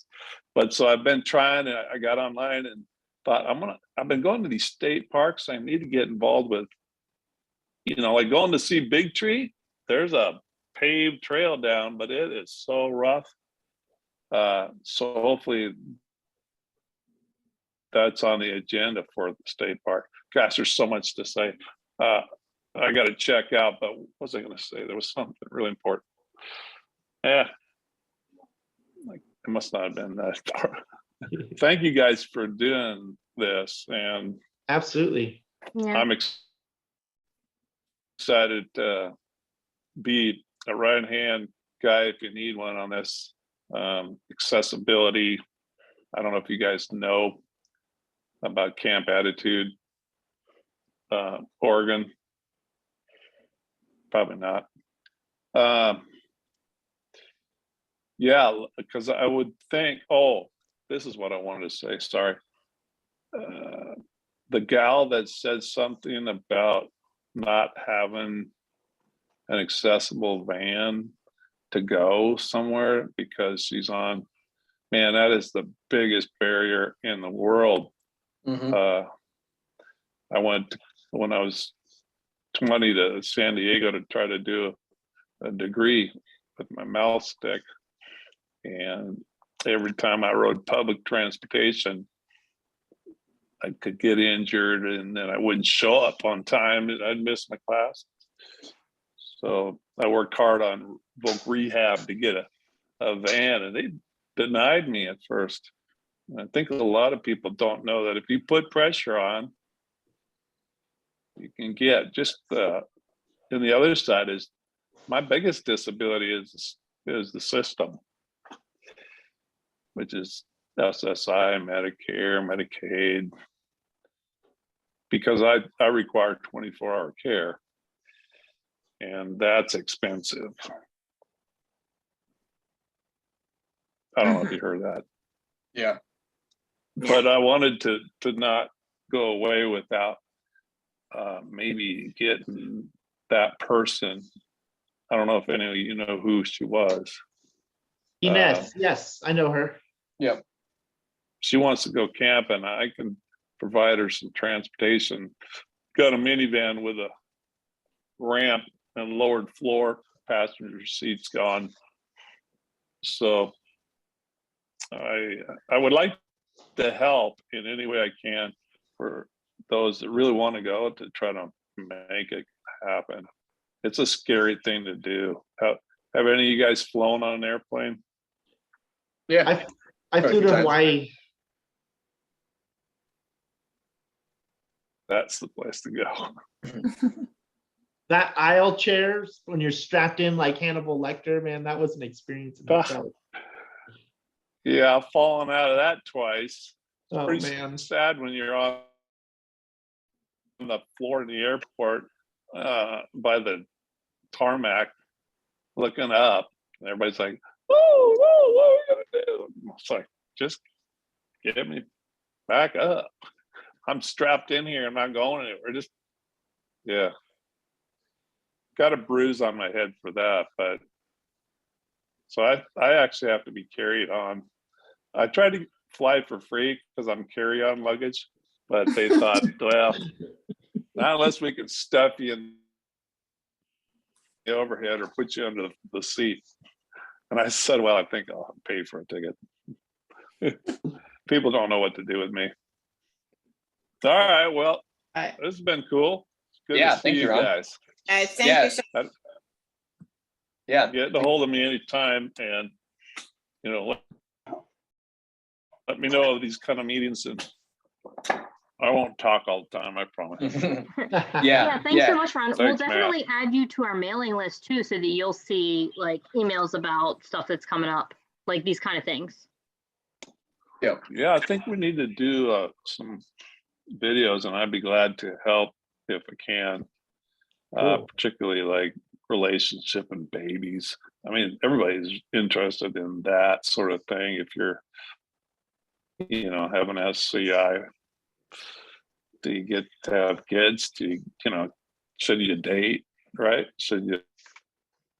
Yeah, absolutely. I think that'd be a great video conference. It would. Yeah. It would. Yeah. I like It's actually on our list of topics. Bell program one. That was awesome. The best thing I ever saw. Very Oh, cool. that's great. That Bell program one. That was awesome. Good. I'm That glad. was really good. Nice. Let's talk about poop. All right. All right. Thanks, Pleasure guys. meeting you. Matt, great job. Jessica, thank you. How do I get out of this? Bottom right, there should be a little red leave button. Leave meeting? That's me. There you go. Boom. Hey guys, so sorry about the beginning. I was not super clear on the fact that I was supposed to launch the slides, so I no didn't worries. have them like slated. You're good. No problem at all. That's what I figured. Yeah, that was but yeah, thank you both. We're still recording. We can turn Oh. the recording off. Oh yeah. Yeah, and the live function. Hang on. Stop recording.